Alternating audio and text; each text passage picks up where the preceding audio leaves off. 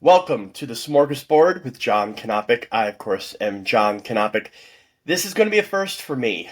This is the first time I've ever actually recorded a podcast live on video. I've always been the face behind the sound. Never done it before in person. Never done it before live. So I'm definitely stepping out of my comfort zone, and this is going to be an adventure, to say the very least. So thank you guys very, very much for tuning in.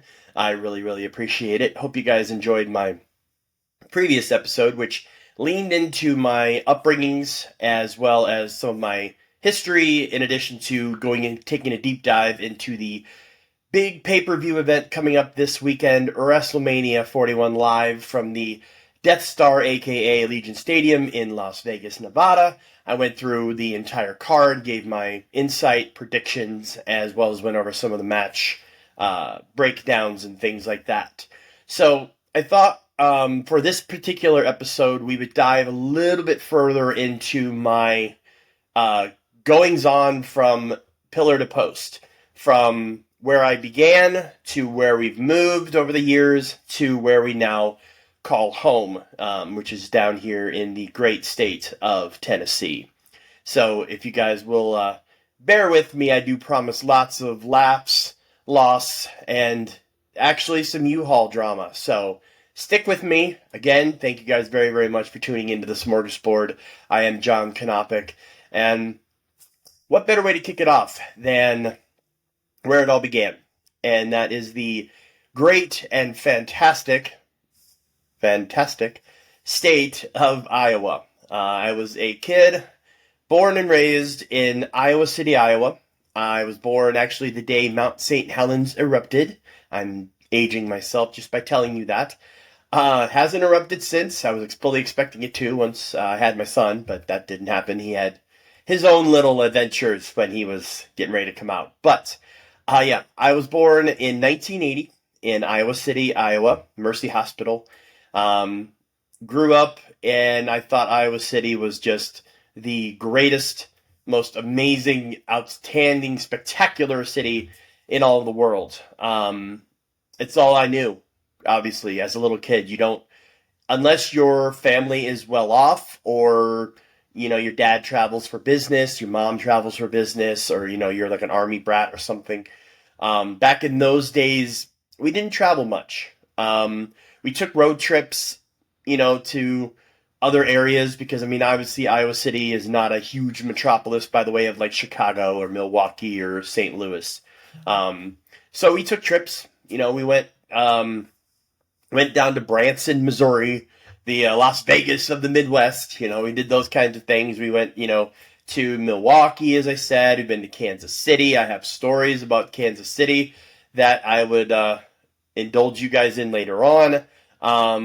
But yeah, we didn't do a lot of traveling growing up, so Iowa City became my central hub. I got to know that place inside and out.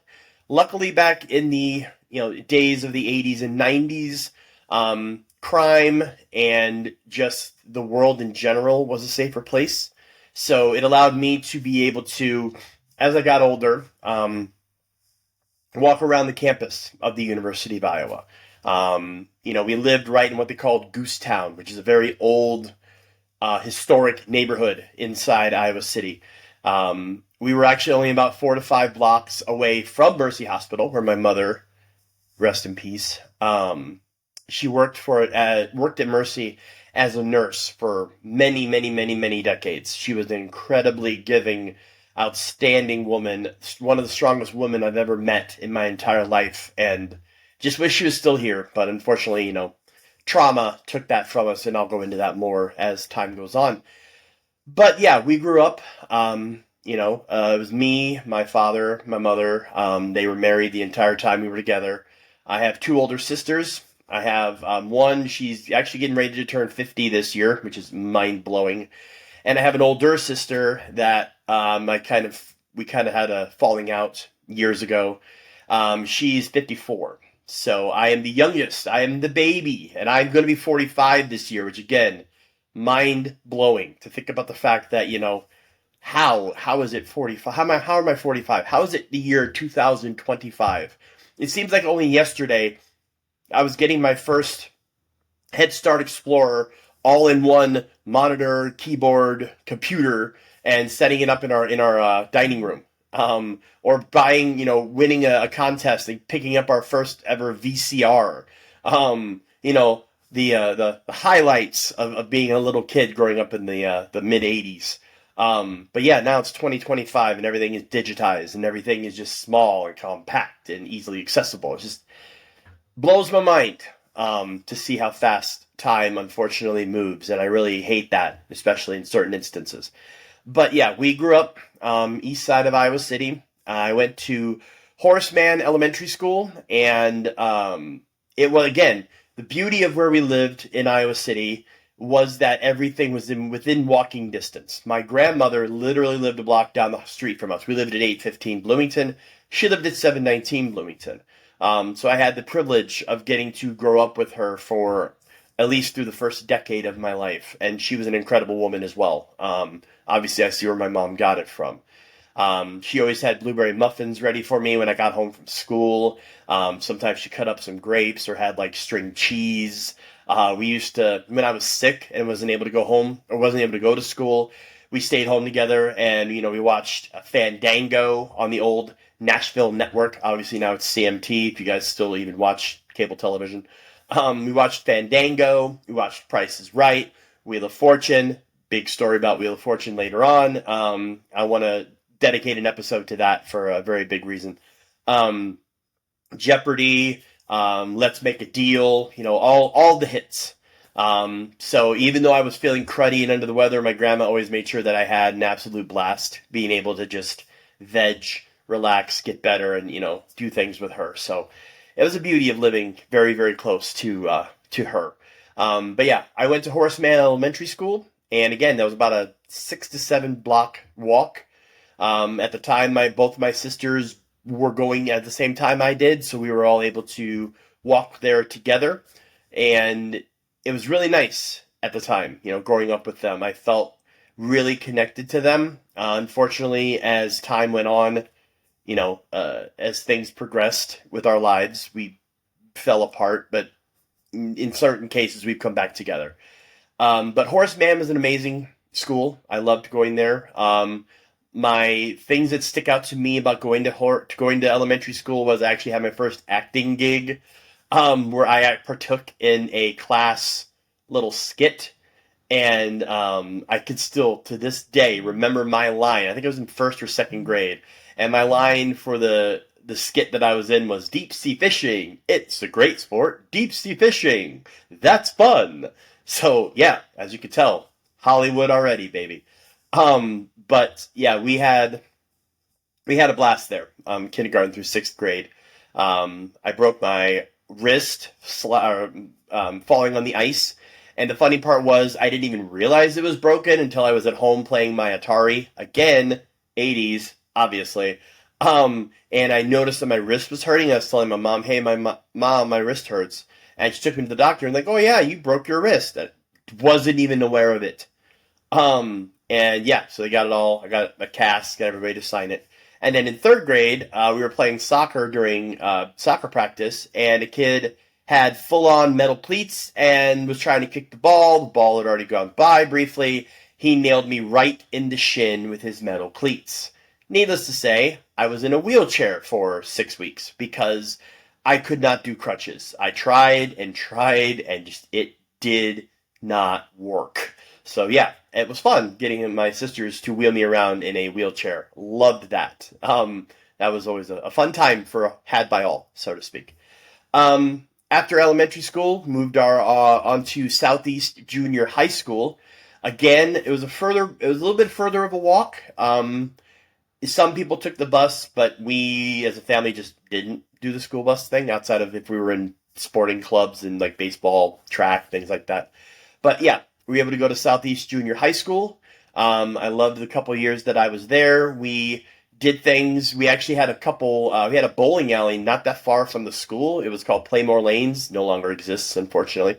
So for a PE class, rather than just doing it in the gym on the parquet floor, we actually got to walk over to Playmore and actually practice actual bowling. And I've gotten really good at bowling thanks to that and other events that I've taken part in. Another thing we got to do during junior high years and into high school was we had a club called the First Avenue Club. And at the time, it's not the same way anymore. More of it's like a country club now. But when we were growing up, it had a bunch of arcade games. Again, 80s and 90s, you know. But it had arcade games in there. It had air hockey table, and I did exceptionally well in air hockey. It had a big dance floor. It had snacks.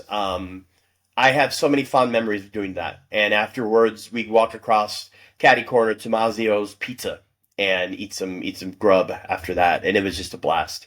After that, we moved onwards and upwards to City High School, Iowa City, City High. Go Little Hawks! Where I was there for 4 years. I didn't graduate because around my junior year was when I really the whole family dynamic changed, and unfortunately, I was a kid that grew up with, or I should say, I was diagnosed at the time with ADHD, where I was tested by Grant Wood Elementary school services, and they determined it was like fifth or sixth grade. I want to say it was fourth or fifth grade actually. I have 145 IQ and a brain that won't shut off. So I needed that constant stimulation and constant feedback. And if I was slipping or failing, I needed people to be there to help me, to help get me back on track. And unfortunately, at the time, my family, we fell out of disrepute by the time I got into the middle part of high school. So much so that even though I love my mother to death, and I always, always will, and I miss her dearly, the one thing she said to me that will always stick in my head, and again, I'll probably end up addressing this more in a future related episode dealing with trauma, was you're just a tax exemption. So being the last of three kids, yeah, it was good to know that your parents considered you to be just a tax exemption. My father, just to take a little sidetrack here, because I do this on occasion and I apologize in advance. My father and I had never really had a good relationship from the time that I got into junior high, high school onward. A lot of that had to do with his upbringing, the fact that he was born in 1939 in Pennsylvania, and his parents basically wanted nothing to do with him. He had no other family members that would care for him, so he got shuffled around boys' homes for years. And then he went into the military, joined the Air Force, served in Korea during the Korean conflict. And because of that, he never really knew how to raise a son and to take care of a boy.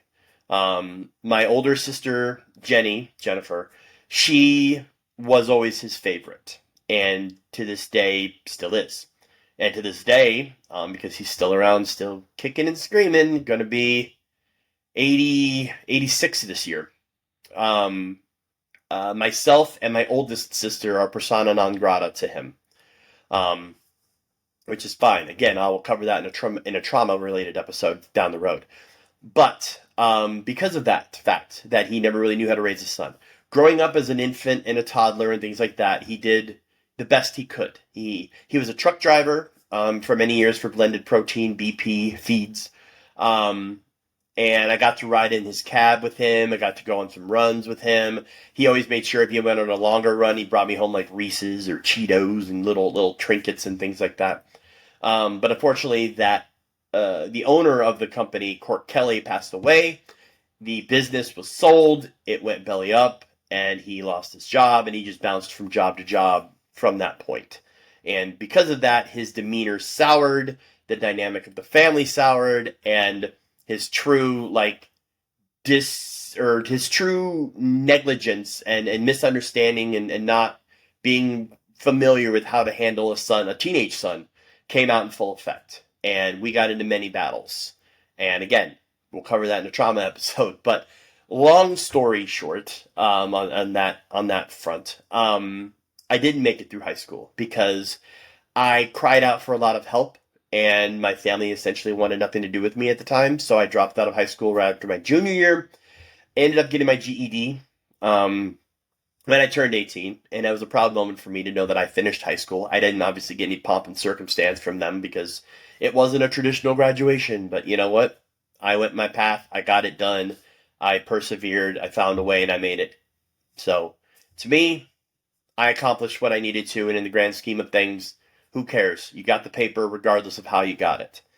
So, after high school, I decided, nobody wants to help me, guide me.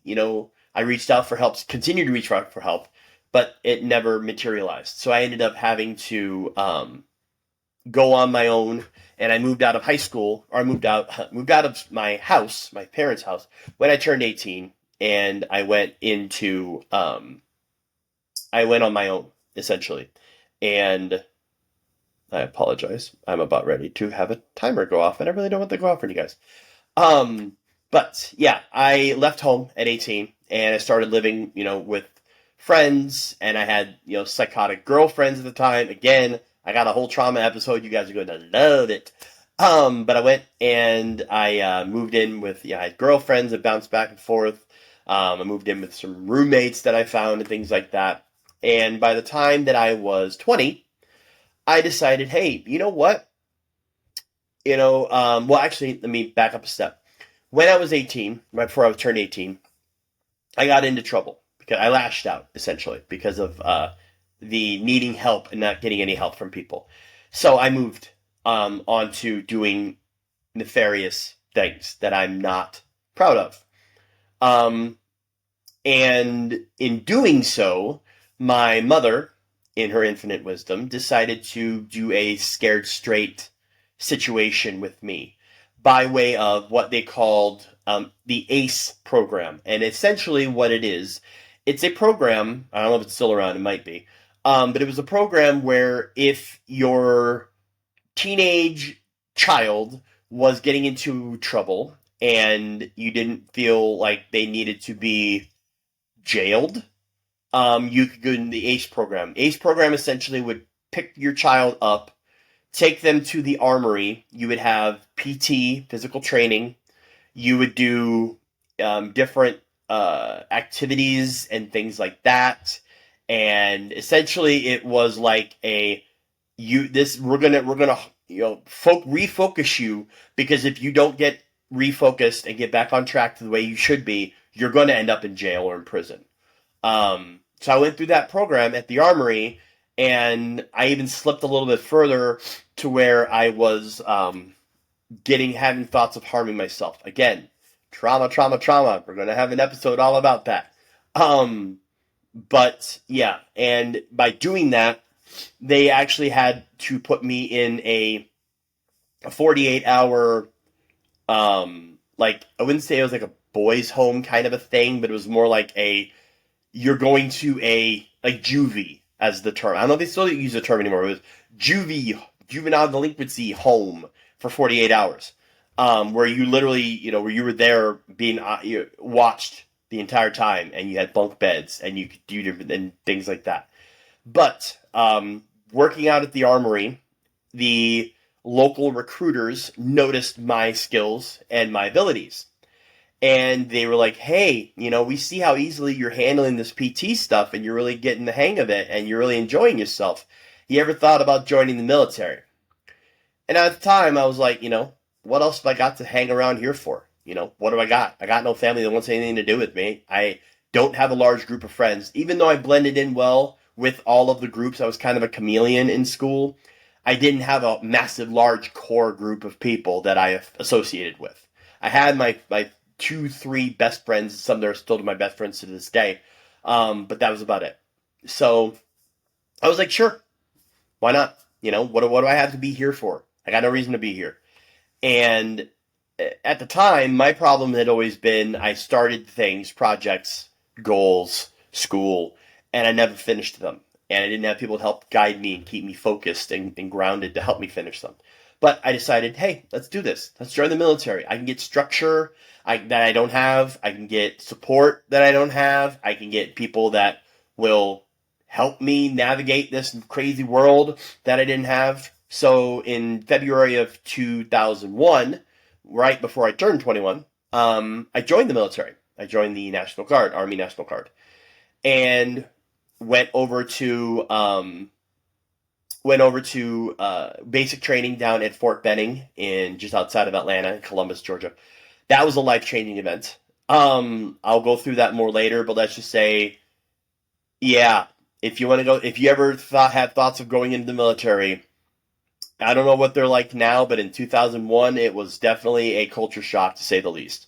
Um, I was luckily able to graduate basic training. I got sharpshooter badges, things like that, and then moved on to advanced individual training in San Antonio because my MOS was going to be a psychologist, but they ended up switching me to combat medic because it allowed me to get out of training sooner, get bigger kickbacks, and then I could move into like an ambulatory type role and then progress into psychology, which is what I wanted to do at the time. But I got through there, got through AIT as well. I loved San Antonio, loved going on the Riverwalk, had a blast down there. It was hotter than balls, but it was a dry heat. But yeah, I made it through. Came back home again. Again, no fanfare, anything.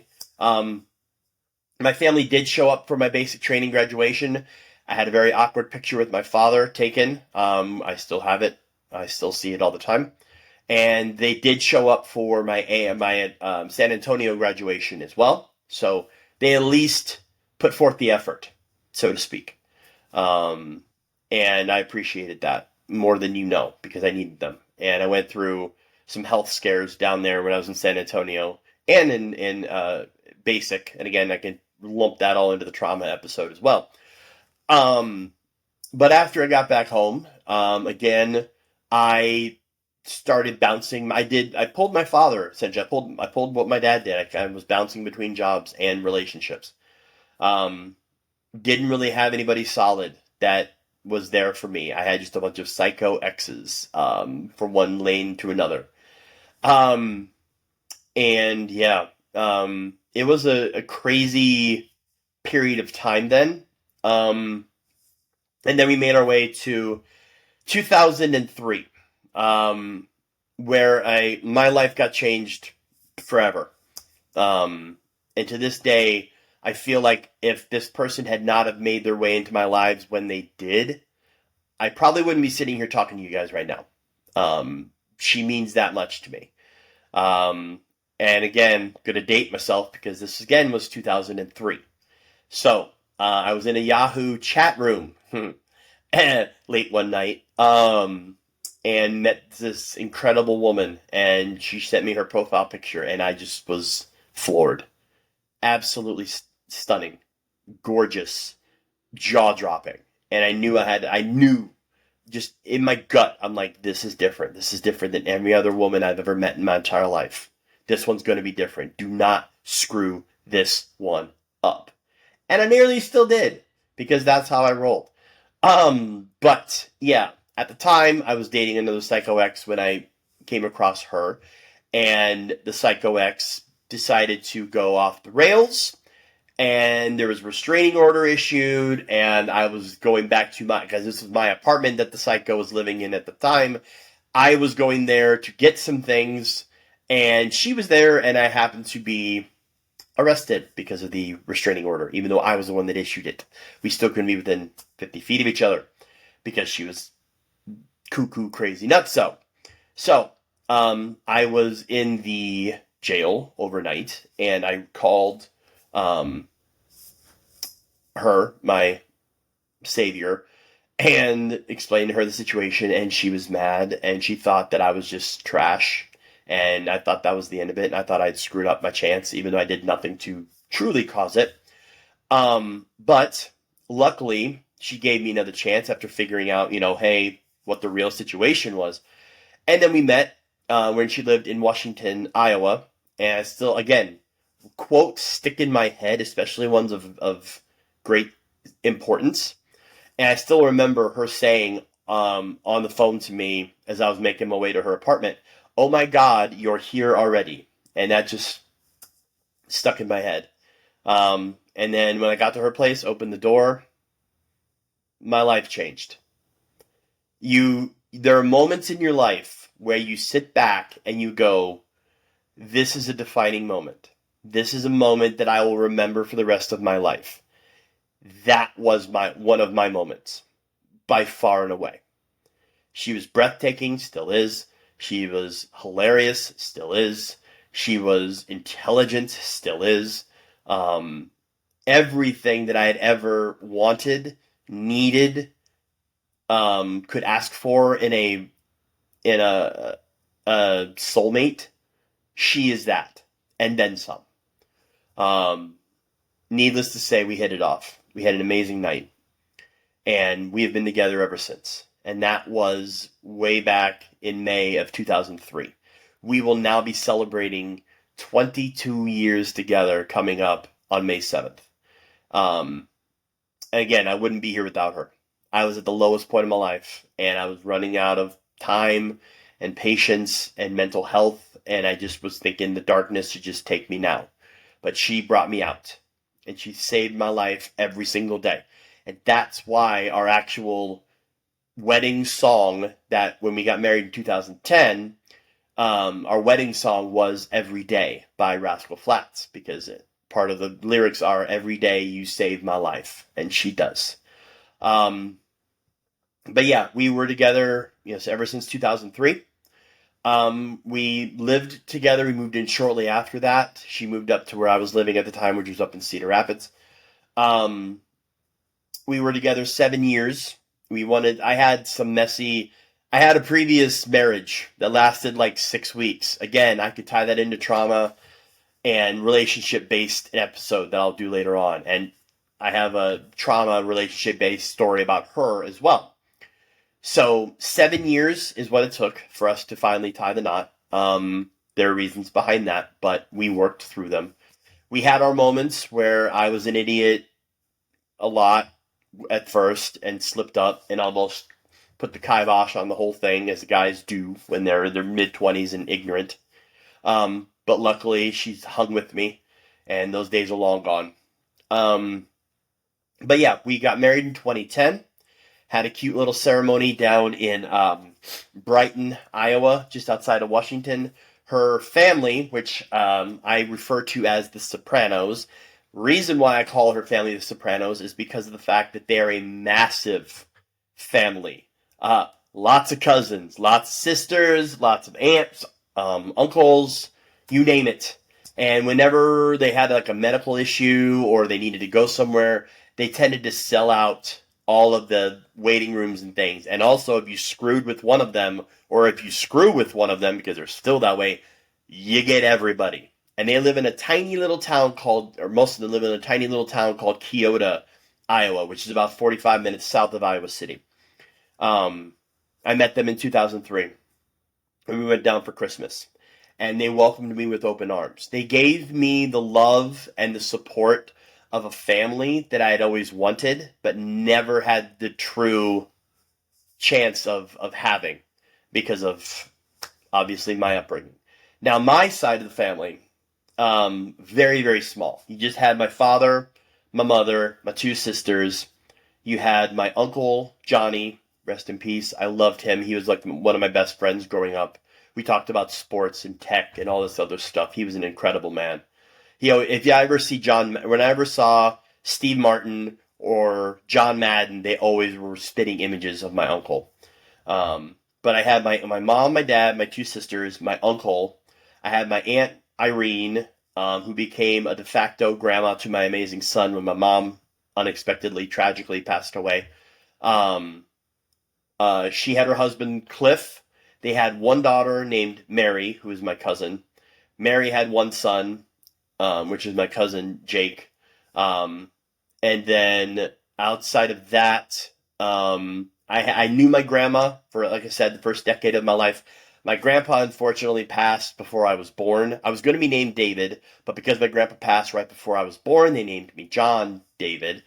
And then I got to know my aunt's mother. Her name was Hannah. I got to know her briefly before she passed. But that was it. And I have now, my older sister Jenny has 3 children, and my oldest sister Katie has 2. But growing up as a kid, I had a very small family. So my wife's family was like blew mine out of the water. But yeah, they welcomed me in with open arms, and I love them to the death to this day. And they still call me their Geek Squad agent. Anytime they have tech issues, I'm the guy they call. Um, but yeah, so we lived together, got married in 2010, had a nice little ceremony down in Brighton, and at the reception, again, call them the Sopranos, uh, my wife's uncle, Tommy, decided to get drunk. And basically, the cops were getting called to the point where he had to leave because he already had some warrants out at the time, or he was already on the cops' bad side. So he had to leave because he got drunk and belligerent. And they're like, everybody was crowding around me going, "Welcome to the family." I'm like, "Thank you so much. This is fantastic."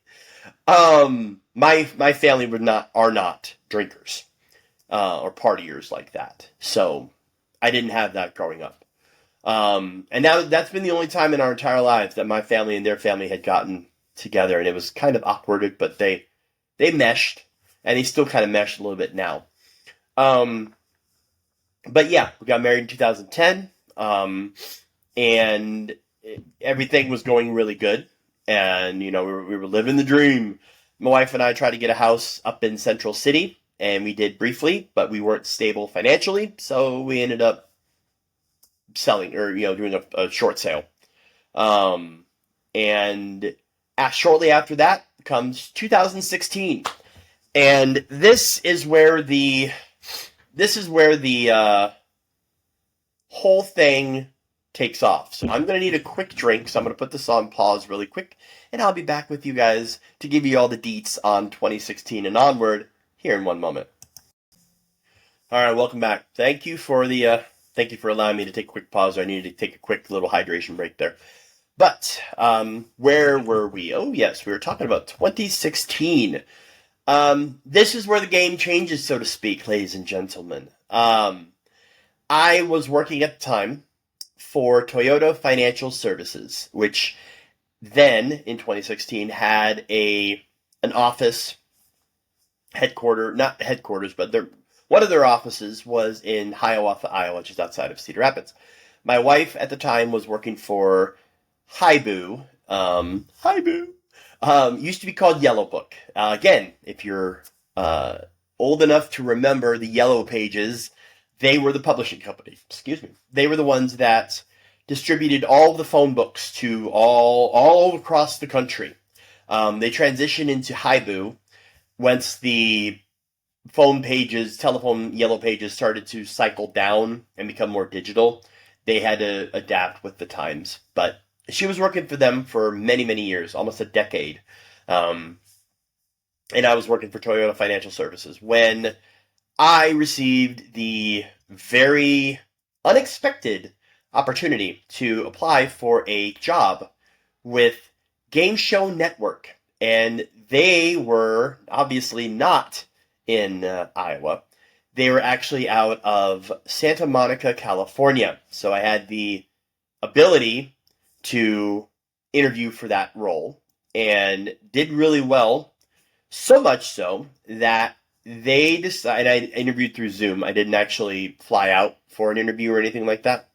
But before I did the interview with them, Toyota allowed me to go out to they were actually opening a center in Arizona, that's outside of Phoenix.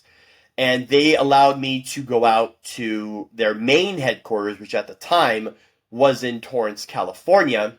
And they allowed me to go out there to do some IT help, their help desk, troubleshoot some stuff out there because they saw how well I was doing with the helping run the help desk at the Iowa location.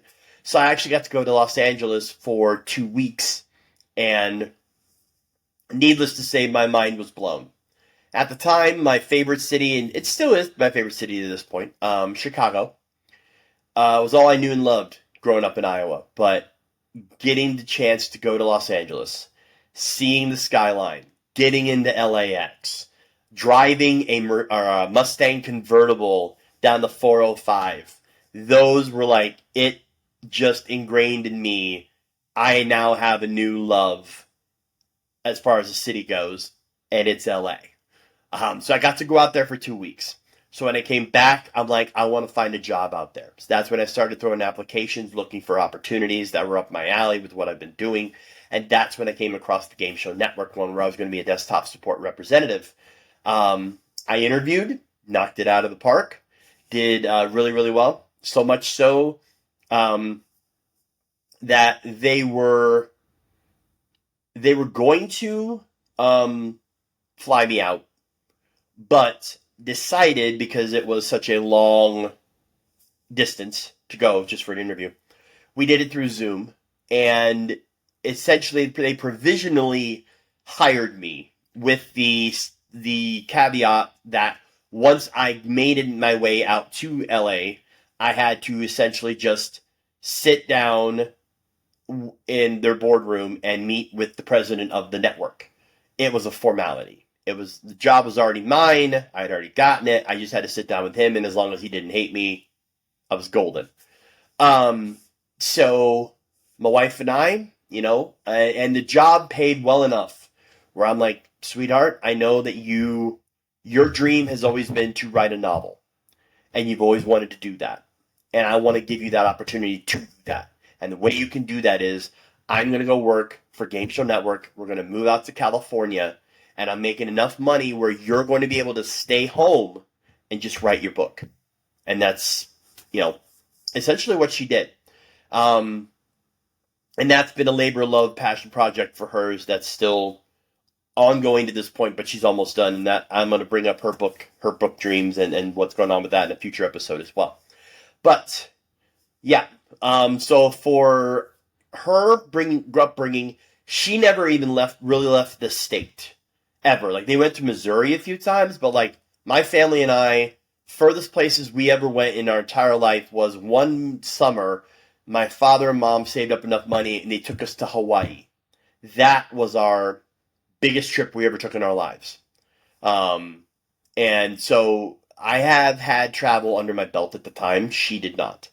But I got to be able to go out to, we got to fly out to Hawaii. So I was familiar with airfares and airlines and things like that. But yeah, we didn't get to fly when we moved to LA, because we had all of our stuff. And again, at the time, and to this day, we still struggle financially. So we didn't have the credit to be able to like, hey, we're going to get airline tickets and just have you guys drive our stuff. They did. We were able to afford to have our stuff driven cross country, so we weren't stuck in a U-Haul from Iowa to California. However, we had to drive ourselves. So it was a cross country getaway that took us through the booming metropolises in Nebraska. We went through and we stayed in Denver, Colorado. We drove through Vail, saw the hoity-toity stuff over there. We got to drive through Utah. We got to drive through Las Vegas. My wife and I had been to Vegas previously, because even, but from the time we got together in 2003 to the time that we got moved in 2016, we did take several vacations. And I'm going to create a vacation episode as well down the road, to go through all of our little vacations that we've taken over the years. But we drove through Vegas and eventually made our way to California. And my wife got to get her first taste of stepping her foot into an ocean, because all she'd ever known was lakes and rivers and creeks. Creeks is what they're called. She calls them cricks. I give her crap for that, but, it's what we do. But yeah, we made it out to California. And, of course, what would a new venture be without a little hiccup along the way? And I gave my previous job, Toyota, 2 weeks notice. Let them know, hey, I got a new opportunity. I'm going to be taking off. I'm going to be living in California. They decided to cut me loose without giving me the 2 weeks. And because of that, they didn't pay me for those 2 weeks, even though I gave them proper notice. So we were stuck there, and we had to wait an extra day to get my final actual paycheck from them. So we had to stay in a hotel an extra day. Funny part was we stayed in Torrance, and hilarious as it may seem, this will all circle back together in a very weird way, and I'll explain why here in a moment. But we moved to California and lived in Woodland Hills. Now, let you guys know, I fully intend on doing an episode geared towards each of our jaunts. So I'm going to be doing a full episode just on everything we went through in California, where we lived there for the 4 years. I'm going to be doing a full episode on our time in Alabama and Tennessee as well. So I'm not going to get into all the details of everything we did when we lived in California over the 4 years, but I'll give you just a general overview. 2016, we moved and lived in Woodland Hills, California, which we lived, they call it the Valley. And we lived just down the street. We lived on Burbank Boulevard in some apartments, Woodland House apartments, just down the street from Universal Music Group. They have an office in Woodland Hills. So we lived there. And I took a drive every day to go to work. Took me down to Topanga Canyon Boulevard, all the way down till you hit the PCH, Pacific Coast Highway. Drove along that. Made it to the one freeway and drove that up into Santa Monica and made my way to Game Show Network and their office over on Colorado Boulevard. Right next door to them is, of course, Universal Music Group. There is a theme. We will uncover that. But yeah, working in Game Show Network was mind-blowing. Having the palm trees, the incredible weather, we had food trucks constantly coming by our place on a daily basis. Just right around the block. I was able to go to my local Ralph's grocery store. It was an amazing setup. Plus, I got to drive home to PCH every night and drive back up the canyon and stuff. And sometimes I had to take Mulholland Boulevard when the traffic was bad on Topanga or there was accidents or things like that. And if you've ever watched Saturday Night Live back in the 90s, 2000s, I think it was, they had a skit with Fred Armisen and Bill Hader and Kristen Wiig and Anna Gasteyer called The Californians. And I feel like that every time I talk about it, going, okay, you're going to get on Mulholland, I'm going to take you to the 10 and get off on San Vicente where you belong. So yeah, every time I talk about where we had to go in California and stuff, it always just reminded me of that skit. And I love that skit. But we lived in Woodland Hills for a couple years. I worked at Game Show Network for a while there until they had some budget cuts. And unfortunately, because I was one of the last ones in, I was one of the first ones out. And my job got eliminated. Got a good severance package, though, enough to keep us afloat until I found my next gig. And my next gig actually was with another, even bigger channel. And I worked for Fox Sports. Claim to fame for me was I got to, as I mentioned in the previous episode, I got to help troubleshoot laptop and phone issues for the likes of Terry Bradshaw, Aaron Andrews, Jimmy Johnson, just to name a few.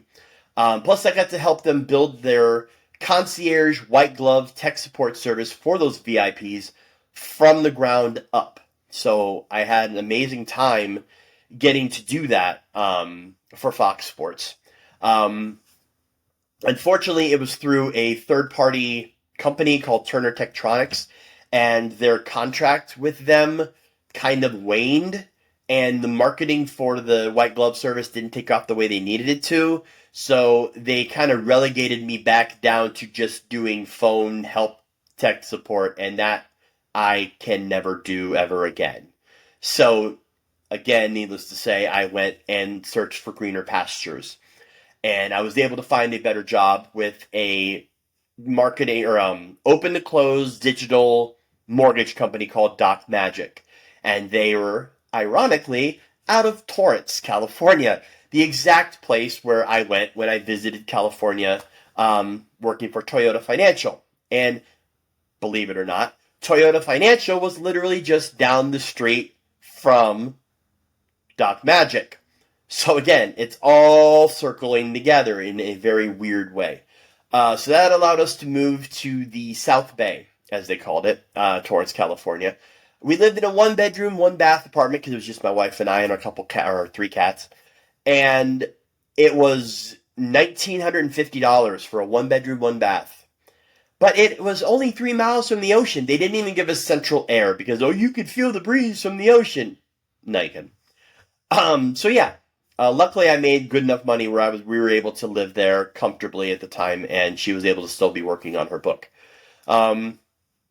This entire time, we had tried to start a family. And again, I'm going to tie that into the trauma episodes as well. In 2020, we were fortunate enough to be able to finally have our rainbow baby after a couple miscarriages, including one just a couple months before. In 2020, we were able to have a rainbow baby. We didn't even realize it at the time, but we were pregnant in 2019. And again, this is going to tie into some California stories. But yeah, we had our son in 2020. He was strong, outgoing from the very get-go. His heart rate was amazing. He was always ahead of the curve on all of his measurements, height, head size, So in 2020, we had our son. We decided, you know what? Let's go home. Let's go back to our original home. Let's go back to Iowa. We've done all we could do out here, even though I left a lot of things on the table from an acting and whatnot perspective. Let's go back to Iowa. I was able to find a job with Hearst Television and got on with a local television station in Iowa, KCCI in Des Moines. So we moved back to Iowa, thinking everything was going to be, again, as I said, unicorns and rainbows. And then the massive trauma of my life hit. And literally less than 12 hours, we drove back from California to Iowa. Again, we had our stuff all transported, but we drove back. And unfortunately, we didn't drive fast enough. Because literally less than 12 hours before we were going to be surprised with a knock on the door and my mom and dad be standing there to hold my son for the very first time. She'd seen him on video because he was born in January. So she'd seen him on video through video chats, but we didn't move back until the end of February. Less than 12 hours before she was slated to meet him and hold him for the very first time, which would be their last grandchild. She passed away. Just in her sleep. Just like that. So if anybody asks me why I'm not religious, part of it was my upbringing and the way they tried to force it upon me. Part of it was this. Because you have people that say, oh, like my sister, I love her to death, my older sister Jenny, she's religious. And she's like, oh, God has a plan for us. God has a plan for all of us. And, da-da-da-da-da-da. If God was so giving and loving and nurturing and caring and da-da-da-da-da, why would he do something so heartless like that? Why would he just up and rip away something so amazingly magical less than 12 hours before it was to become reality? Why? So yeah, again, this is a reason why Iowa will never be a place that we will ever live. We'll go back, we'll visit because her family is there, but we'll never live there again. Just from the trauma I went through as a kid growing up to the trauma I lived with there, there was nothing positive that came from living in that place. And yeah, a lot of people have nothing but positive things to say about Iowa, and that's great.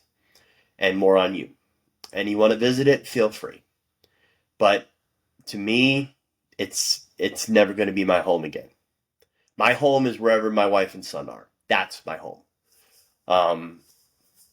But we lived there from end of February 2020 through the June, July of 2021. About a year and a half we lived there.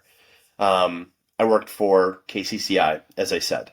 Wife was still working on the book, taking care of our amazing little dude at the same time. My aunt, Irene, loved her to death. She became his grandma. Because when my mom went, she was the one that was there for him. She was the one that was giving him all the grandmotherly love that my mom couldn't. anymore. And unfortunately, before we moved away from Iowa, she passed away. She had some health issues. She decided not to have them treated, and she passed. So she was gone. And right before she went, her husband, my Uncle Cliff, passed. My Uncle Johnny passed in 2010. My grandma passed in 92. And not to be outdone, because, hey, share the wealth. In the time that we lived there, back in Iowa, my wife lost her grandma, her grandpa, I believe her aunt, one of her aunts was there during that period she passed away. And her father, her stepfather, but he became a father to her because her actual father, trauma episode, guys. So yeah, she lost 4 people in the time that we were there over the year and a half-ish. I lost 3. So yeah, again, Iowa, always giving, yeah. Luckily though, I was gifted an opportunity that came up on our internal message boards with Hearst Television that they were looking for an IT manager in training because there was an IT manager that was going to be retiring and he needed to create an heir apparent. So I threw my hat in the ring and landed the gig. They actually created a position for me called Senior IT Manager. They created the position called Senior IT Manager in Training. They created the position for me. And we were able to move from Iowa to another booming metropolis, Birmingham, Alabama. And I can honestly tell you, on the scorecard of life, as far as places to live and places to call home or reside, Alabama was never on our bingo card. But the opportunity was there. The advancement within the company was there. The money was definitely there at the time. So we thought, hey, why not? Iowa is a massive manure pile, so let's do it. Let's move. And that's what we did. We moved down to Alabama. And yeah, they had a target on my back from square one. I was tasked by Hearst Television, management, I should say, to essentially Birmingham, WVTM, I believe is what it is, WVTM, in Birmingham. They basically were a outlaw station, essentially. They ran things the way they wanted to. But Hearst, because they were one of the newer stations that Hearst had brought into their portfolio. And Hearst wanted them to basically fall in line. And the IT manager at the time was ingrained to their way of doing things. And they're like, well, he's going to be retiring now. We're bringing in fresh blood here. And we're like, we want you to shape that station in our image.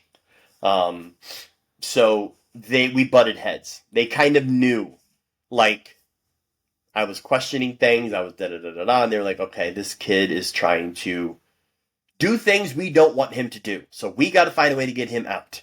So they did everything they could to get rid of me. And essentially I went on a business trip to another station actually in Charlotte, North Carolina, in Raleigh-Durham, North Carolina. WXXI or WXII or something. They wanted me to go out there to see how they ran their station and bring stuff back and help implement it.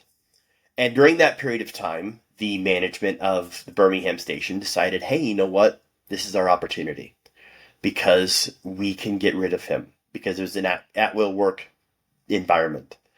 So when I got back, I thought everything was going okay. They pulled me in with HR and they told me, hey, you didn't itemize your receipts properly when you were on your business trip.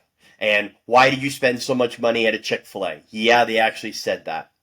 They called me out on my food eating habits. And I had HR there with me, and I was basically battling them back and forth, meeting them head on with what the vinegar they were flinging at me. I was going back at them, going, hey, how dare you come at me like this?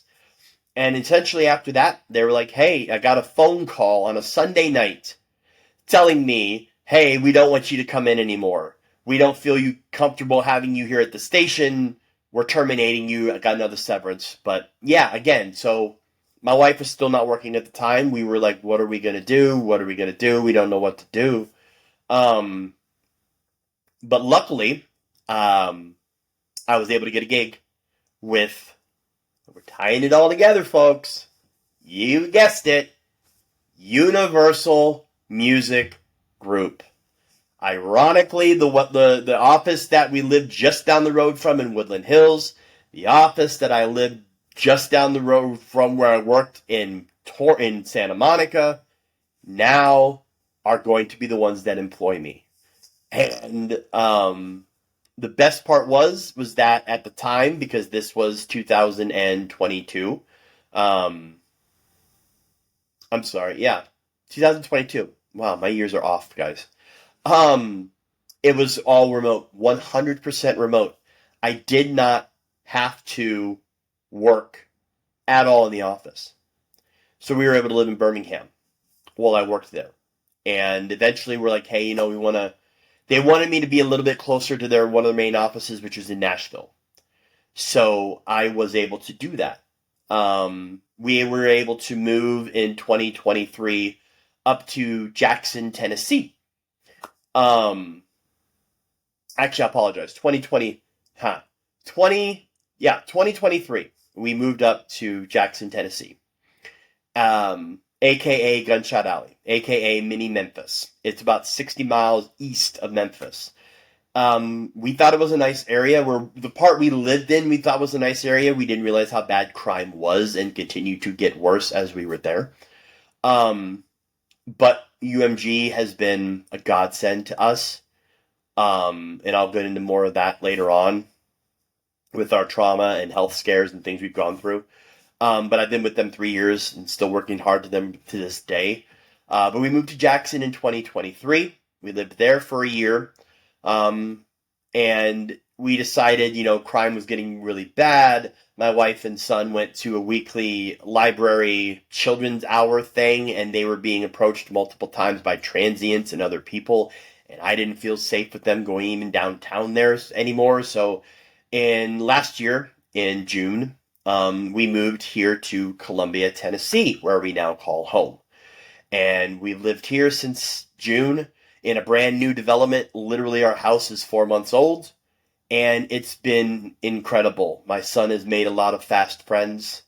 My wife, who has stepped out of her comfort zone, has made very fast friends as well. And she's got her own little crew that she's built, and he's got his crew.